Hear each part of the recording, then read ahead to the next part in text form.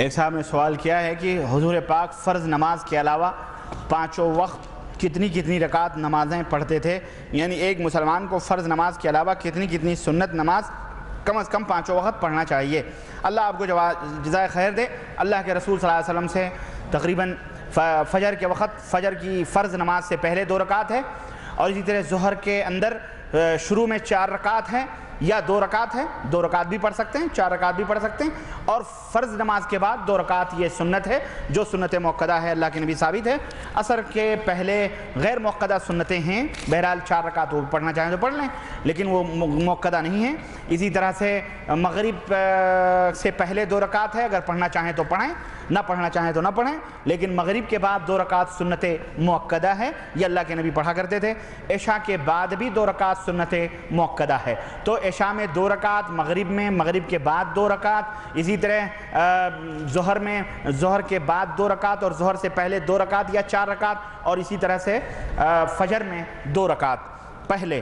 تو یہ سنتوں کی تفصیلات ہیں، اتنی پڑھنی چاہیے، اللہ جزائے خیر دے۔ چند سوالات پیش خدمت ہیں۔ تبلیغی جماعت کو آپ کفر و شرک کرنے والی کہتے ہیں، مگر یہ جماعت تو بہت اچھا کام کر رہی ہے، آپ کس بنیاد پر اس کو غلط کہتے ہیں؟ برائے مہربانی تفصیل سے واضح کریں۔ دیکھیں، اس تعلق سے تو میں نے بہت کچھ واضح کیا ہوا ہے، اور یقیناً کفر و شرک والی جماعت اب میں آپ کو کیا بتاؤں، ایک مثال میں دے دوں۔ اب میں کچھ کہوں گا تو برا ہوگا۔ یہ دیکھو، یہ کتاب ہے ہاتھ میں، تاریخ مشائخ چشت، اس کے اوپر کیا لکھا ہوا ہے؟ برکت العصر قطب العالم عارف باللہ شیخ الحدیث حضرت مولانا محمد زکریا صاحب۔ اور وہ زکریا صاحب کون ہیں؟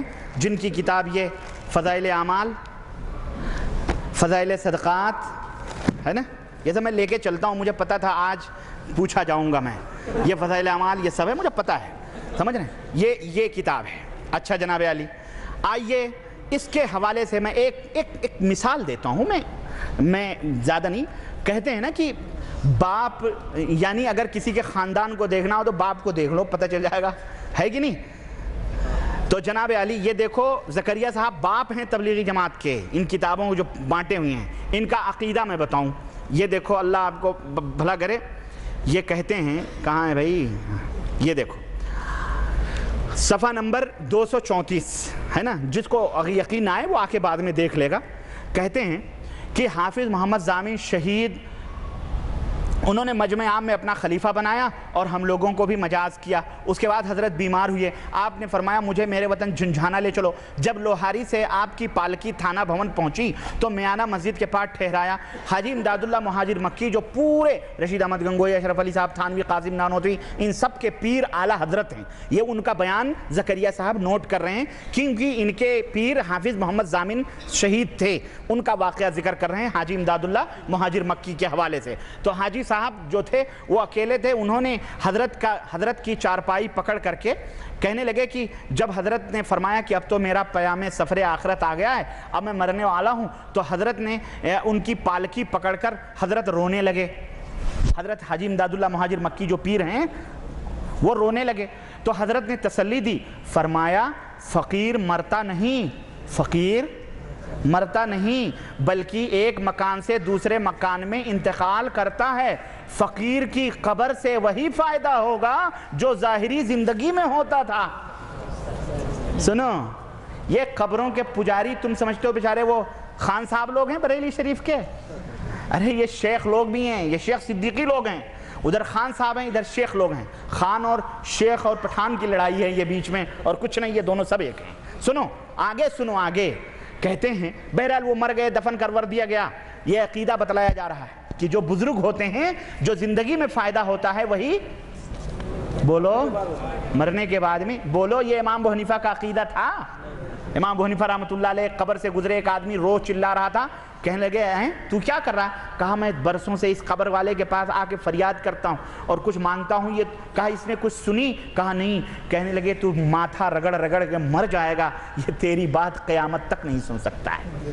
یہ حنفی ہیں، یہ کہتے ہیں مرنے کے بعد بھی وہی فائدہ ہوتا ہے جو زندگی میں ہوتا تھا۔ سنو، کہتے ہیں اس کے بعد بہرحال وہ کرامت ورامت کی، ان کو دفن کر دیا گیا تو کہنے لگے حضرت سارا انوار سمیٹے ہوئے ہیں، ورنہ یہ تو کہیں دوسری جگہ ہوتے تو پوری دنیا روشن ہو جاتی۔ بہرحال کہتے ہیں اعلیٰ حضرت حاجی امداد اللہ مہاجر مکی رحمت اللہ علیہ نے کیا کیا، مزار کے سرہانے چند اشعار لکھے اور اس کو کتبے میں لکھا کر پتھر اتھر پہ سرہانے حاجی ان کے ضامن اپنے پیر کے سرہانے لگا دیا۔ وہ اشعار کیا تھے یہ لکھے ہوئے ہیں، اشعار کیا تھے سنو۔ کہتے ہیں شہر جھنجھانا ہے ایک جائے خدا، مسکن و ماوا ہے جس جا آپ کا، بہرحال لمبا ہے۔ کہتے ہیں پاس اس مرقد کے قبلہ رخ نبی، پاس اس مرقد کے قبلہ رخ نبی ہے زیارت گاہ میرے پیر کی، اس جگہ ہے مرقد پاک جناب، سر جھکاتے ہیں جہاں شیخ و شباب۔ جتنے بڈھے اور جوان ہیں ہمارے پیر کے قبر کے سامنے جا کے کیا کرتے ہیں؟ سر جھکاتے ہیں۔ ممتا گپتا نے کچھ دن پہلے بی بی سی لندن میں زین العابدین صاحب جو 26ویں پیڑھی پر خواجہ معین الدین چشتی کے ہیں، اس سے یہی انٹرویو میں کہا کہ وہاں پہ جا کے ہم نے دیکھا ہے لوگ ماتھا ٹیکتے ہیں وہاں، تو پھر تو یہ اس کے اندر بت پرستی کی بو نہیں آتی؟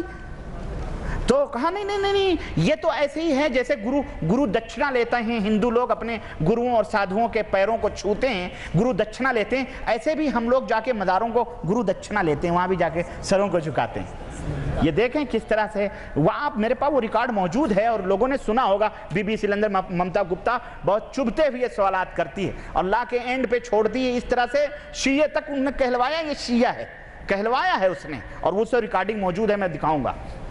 سنو کہتے ہیں جس کو ہو، اب یہ سنو، یہ کفر سنو، یہ کفر تم کہتے ہو نا کہ یہ تو کفر و شرک سے ڈانڈے کہاں ملتے ہیں، سنو، جس کو ہو شوق دیدار خدا، جس کو ہووے شوق دیدار خدا، ان کے مرقد کی زیارت کو وہ جا۔ استغفر اللہ۔ یہ تبلیغی جماعت کے سرخیل برکت العصر یہ لکھا ہوا ہے۔ اللہ ایسی برکت سے امت کو محفوظ رکھے۔ یہ برکت ہے، یہ برکت ہے، یہ کفر برکت ہے؟ یہ برکت تو اچھی چیزیں ہوتی ہیں، یہ کفر تو سنو کہتے ہیں کہ یعنی پیرو مرشدو مولا میرے حضرت نور محمد نیک پہ، اعتقاد دل سے جو جائے وہاں، اعتقاد دل سے جو جائے وہاں، اس پہ سب اسرار باطن ہو عیاں، جتنے بھی راز کی چیزیں ہیں سب کھل جائیں، اور دیکھتے ہی سنو، یہ سنو، دیکھتے ہی اس کے مجھ کو ہے یقین، اس کو ہو دیدار رب العالمین۔ استغفر اللہ۔ یہ میری کتاب نہیں ہے، مجھے کیوں الزام دیتے ہو؟ مجھے الزام مت دو، آئینے تجھ خود ہی بتا، ان کا تو ہمراز ہے تو، یہ کتاب خود بتلاتی ہے۔ میرے عزیزو، اگر کوئی آدمی نمازی ہو، پرہیزگار ہو، سخاوت کرنے والا ہو، سیٹھ ہو، سب کچھ ہو، ٹھیک ہے، غریبوں یتیموں بیواؤں کی مدد کرنے والا ہو، لیکن وہ تھوڑی سی شراب بھی پی لیتا ہو تو اسے شرابی نہیں کہو گے؟ بولو، شرابی نہیں کہو گے؟ کہو گے یار یہ شرابی ہے، ہمیں نمازی ہے، پرہیزگار ہے، سب کچھ۔ بے عین ہی اسی طرح سے نماز ہے، روزہ ہے، تقویٰ ہے، طہارت ہے، سب ہے، ٹھیک ہے، لیکن شرک ہے۔ کیا ہے؟ شرک ہے، شرک۔ اور شرک ایک ایسا کینسر ہے اور ایک ایسی بلا ہے، انہو من یشرک باللہ فقد حرم اللہ علیہ الجنہ۔ خلاص، تم نماز، روزے، حج، زکاة، سب تقوی، طہارت، اللہ یہ نہیں دیکھے گا، فجعلناہ ھباء منثورا، اللہ اسے ریت کے ذروں کی طرح اڑا دے گا۔ کہاں ہو تم؟ اللہ کے ہاں ان اعمال کی کوئی اہمیت نہیں ہے، اگر اہمیت ہے تو توحید کے بعد ہے۔ جس کے دل شرک بت کدا بنے ہوئے ہوں، جو یہ عقیدے رکھتے ہوں کہ مرنے کے بعد قبروں سے وہی فائدے ہوتے ہیں جو زندگی میں ہوتے ہیں، تو بتاؤ خان صاحب گروپ کو کیوں تم برا کہتے ہو؟ کیوں انہیں مشرک کہتے ہو؟ کیوں قبر پرستی کے اوپر لعنتیں بھیجتے ہو؟ بولو میرے عزیزو، یہ کتابیں مارکیٹ میں ملتی ہیں، ہم نے چھپائی نہیں ہے، مکتبہ شیخ زکریا مفتی اسٹریٹ سہارنپور یوپی کی چھپی ہوئی یہ کتاب ہے، جاؤ خریدو، اپنی آنکھوں سے دیکھو۔ اور یہی نہیں، اس کے اندر تو ایسی ایسی باتیں ہیں، کہتے ہیں ایک دن کرنال کے بزرگ نے حضرت میاں صاحب کی خدمت میں ایک دن دوپہر کے وقت، یہ کہتے ہیں صاحب تذکرہ کر رہے ہیں کہ میں حضرت میاں صاحب کی خدمت میں ایک دن دوپہر کے وقت گیا، حجرہ شریف بند تھا مگر کیواڑ اچھی طرح سے لگے ہوئے نہیں تھے، کیواڑ جو کھولا تو کیا دیکھتا ہوں کہ حضرت میاں صاحب کا سارا دھڑ الگ الگ ہے، سر الگ، پیر الگ، کان الگ، ناک الگ، جسم الگ۔ مجھے دیکھتے ہی سب اعضاء باہم مل گئے اور حضرت میاں جی اٹھ کے بیٹھ گئے، فرمانے لگے کسی سے کہنا نہیں، کسی سے کہنا نہیں۔ یہ اعلیٰ حضرت کے پیر صاحب تھے، اور یہ اعلیٰ حضرت امداد اللہ مہاجر مکی کون ہیں؟ یہ حضرت زکریا، حضرت اشرف علی صاحب تھانوی، قاسم نانوتوی، رشید احمد گنگوئی، یہ سب کے پیر ہیں۔ اب بتاؤ، اب لے جاؤ یہ کتاب، دیکھو، پڑھو، میں کیا کہوں؟ میں کیا کہوں؟ اب اس پہ بھی اگر آپ کی آنکھیں نہ کھلیں تو میں نہیں سمجھتا ہوں، پھر یہی ہے کہ انک لا تہدی من احببت ولکن اللہ یہدی من یشاء، اللہ جسے ہدایت دینا چاہے وہی دیتا ہے، ورنہ ہدایت نہیں ملتی۔ بہرحال یہ تو جواب آپ کا ہو گیا جناب علی۔ پھر کہتے ہیں کیا تبلیغی جماعت قرآن و سنت کی دعوت نہیں دیتے؟ یہ تو اپنے امام کی دعوت نہیں دیتے، قرآن و سنت بڑی دور کی بات رہی۔ امام صاحب جو کہہ کے گئے اسی کی دعوت نہیں دیتے ہیں۔ امام صاحب نے کہا قرآن و سنت پھیلاؤ، یہ دیوبند کا مذہب پھیلا رہے ہیں بیچارے، اور اس کو تبلیغ کا نام دیا۔ تو کیا اتنی دین کی محنت سب بیکار ہے؟ ہاں بھائی، شرک کے بعد سب بیکار ہی ہے۔ یہ محنت آپ بنجر زمین میں لاٹھی جا کے کھیت جوتے ہیں، کیا فائدہ ہے؟ سوال، کیا موت کے بعد برزخ میں روح اٹھائی جاتی ہے اور اس وقت کا عالم کیا ہوگا؟ موت کے بعد برزخ میں روح اٹھائی جاتی ہے، لوٹائی جاتی ہے۔ بے شک اللہ کے رسول صلی اللہ علیہ وسلم سے ثابت ہے کہ وہ روح لوٹائی جاتی ہے۔ اس وقت کا عالم کیا ہوگا یہ ہمیں نہیں معلوم ہے کیا ہوتا ہے، نہ ہمیں اللہ کے نبی نے بتلایا ہے نہ اللہ نے بتلایا ہے۔ اللہ کے نبی نے بتلایا کہ جب مرتا ہے آدمی تو روح لوٹائی جاتی ہے، فرشتے سوال و جواب کرتے ہیں، اتنا ہمیں معلوم ہے، اس سے زیادہ ہمیں معلوم نہیں۔ کیا گانا جائز ہے؟ جیسے کہ دولہے کا بنایا ہوا گانا جو شادی وغیرہ میں گاتی ہیں، جن کا نام بہر کچھ بھی ہے۔ دیکھیں، شادی وغیرہ میں گانا وغیرہ اگر وہ غیر شرعی نہیں ہے، یعنی اس کے اندر کوئی بے حیائی فحاشی کی بات نہیں ہے اور عورتیں بیٹھ کے گا رہی ہیں تو کوئی حرج نہیں ہے، دف بھی بجا سکتی ہیں، کوئی حرج نہیں۔ لیکن آپ اس کو بلا لائیں، کس کو؟ وہ نصرت کون ہے وہ؟ ماشاءاللہ، نصرت فتح علی کو بلا لائیں آپ اور اس کو گوائیں، یا پھلانے کو، رنڈیوں طوائفوں کو بلائیں، تو یہ حرام ہے۔ آپ وہ تمام سب غلط باتیں ہیں۔